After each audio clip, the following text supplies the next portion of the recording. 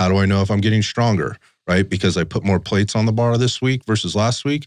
That doesn't necessarily mean you got stronger. Maybe you had a couple more meals, or you got a little bit more rest, or, you just came in the gym with more intention that day and you put a little bit more on. The cool thing about microdosing is it allows you to do some testing inside your training, because you don't have this hour and a half session that you need to get through. You can put the testing maybe in the morning on this particular thing, and then again, complement that with another workout later in the day. So you're fresh for that testing. It gives you a really good indication of where you are. Hopefully that's planned against the session that you did prior to that, and then move on with your training sessions. So you can constantly test these different energy systems. You can test strength, you can test speed and power, and capacity while you're on this ongoing program. It's just something that could be done constantly, and you could kind of shift in and out of those focuses. So it's not something you need to be, I'm just going to do this for 10 weeks. You could absolutely just do it for 10 weeks if you wanted to, or 12 weeks, whatever you decided to do, less for that matter. But this is something that you could be constantly applying and constantly adjusting. So one of the cool things about microdosing, gives you way more flexibility in doing all of those things as you go through there. But again, I just want to make that emphasis. Like, if your goal is to be a bodybuilder, it's probably not the right thing for you. But raw strength, there's way better programming out there than this. And obviously endurance training, you need to be doing that. You need to be out on the road if you're a runner for however long or longer than your distance, applies, or however much longer time or distance that your particular sport or event requires of you. So those things are going to have to be managed.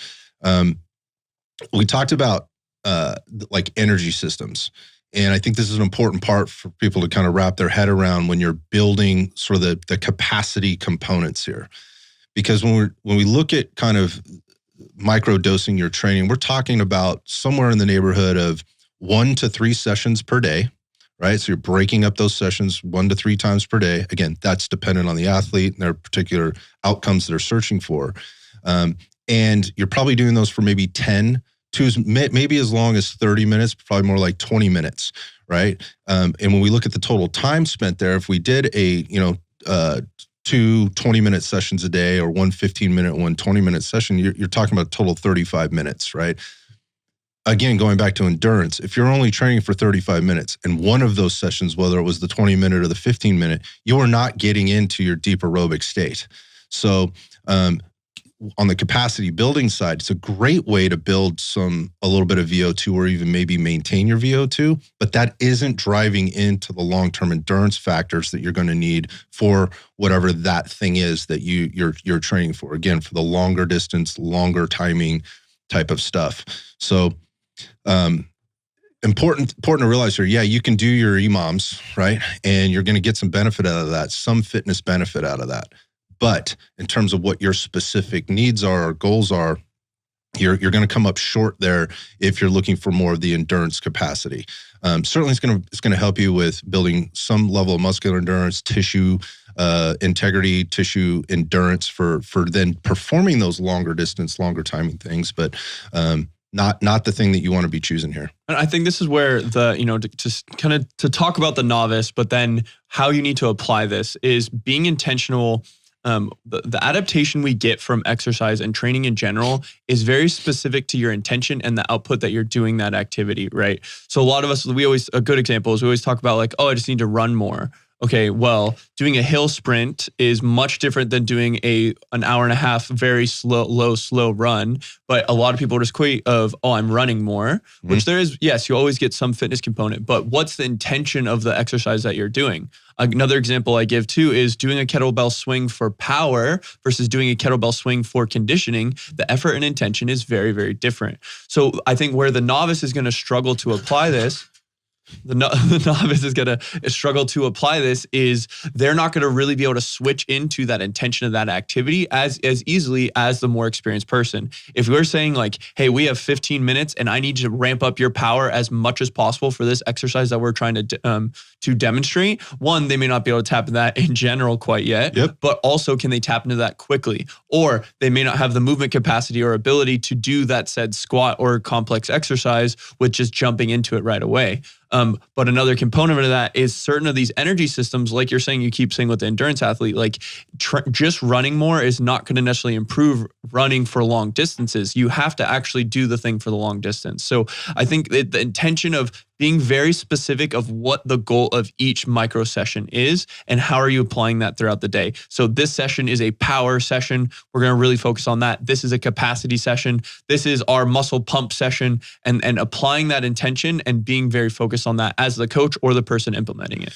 Yeah. So when you're doing that, like going into a session, sometimes it takes somebody, folks, I know there's plenty of days where I walk into the gym, it's like, I'm not feeling it. Yeah. Like, I don't want to be here right now. Like anybody that's been doing this long enough and has had any level of success has felt that before and knows exactly what we're talking about. So my point there being is, you get into that session and, at this point, hopefully people understand the harder work, the skills work, the more intense work needs to be done at the beginning of the session, right? That makes sense, right? I'm fresh, right? My nervous system is fresh. My fuel systems are fresh. I need to come in. I need to get rolling. Hence the importance of doing an intentional warm up, getting the head straight about things, and being intentional about what I'm warming up and what I'm about to get into. Not just, to your point, going through the motions, I think is what you said. So. But sometimes it takes, it might be 20 minutes into my workout before I'm starting to feel like I'm like, okay, I've arrived, like I'm in the zone. Well, then what did I leave on the table in that first 20 minutes? And then what am I into in terms of my exercise selection at that point in the workout? I'm into my secondary hinge pattern or my secondary squat pattern or push or pull pattern or whatever it is. And maybe I'm getting into my shoulder work or my arms work. So my arms are getting all the intention in the world. But the bigger lifts, my primary lifts didn't get that intention in the beginning. And I think, again, going back to being a novice and not understanding maybe where your energy systems may be in 20 minutes, versus as compared to the output that I'm putting in and the intention that I'm putting in now at this point in my workout could be problematic. So, so while it could be beneficial, it's probably not for most people that are kind of entering in this maybe in more of a novice to low intermediate place in their training. Again, there's plenty of training models out there that are proven very, very successful. This is not one that you probably want to be dipping your toe into. Again, unless you're using this for a short period of time around like a vacation or travel schedule or like work just got really busy and I need to figure out a way to get my stuff done. And to your point, I think you said this off the air, which is a lot of people will just throw their hands up because they don't have their full hour and 15 or their full 45, whatever they had planned in their head for their session that day. And so, well, I'm not going to get it all done, so fuck it. I'm out. Well, and this is where I do want to, we're going into, there's detail of how this should not apply for you if you're the novice, but where I do want to empower people, where you were just saying is still so many people are in this culture of, if I can't, like we were just saying, if we can't get my hour and a half workout in, just throw my hands up. I'm just not going to do it. And I was like that for a long, long time. Like if I didn't have my 2-hour block at the gym, like I'm not going. But where you can apply this, and it may not be the most effective execution of this, of what we're talking about, getting the right intensity, getting right volume, getting all the work done, but still going in and getting some work in, even if you, one, need to break it up, or two, you just are going to cut the workout short for that day. Mm-hmm. This is kind of adjacent to what we're talking about. This isn't the true application of microdosing, but there is merit that. And I do think for that last thing for that novice person is, yes, getting more movement throughout the day and breaking that up throughout the day can be beneficial for you. It is probably better that you don't just work out and then sit for 8 hours. So maybe your micro session is a little bit of mobility stretching, or micro session is some walking. So that is an intention that is just more movement throughout the day, or empowering that you may not be able to get all your work done all the time, but you should still participate.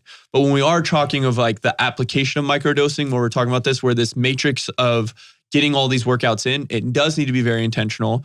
And at the end of the day, you might actually not get a reduction in volume. You should actually probably get an increase in volume and the total work you can get done when you apply this appropriately, right? So you can either get in, if you're doing your conditioning work at one point in the day, and then you're doing your strength work at another part of the day, instead of somehow combining those, you're probably going to get more total work or volume, and we can even think total work at a higher intensity, right? Even if the volume is equated, when you split it up in this intention. And that's how you can start to do this, right? So when you break it up throughout the week and it's very intentional, that's where the benefit starts to come, when you're going more specific.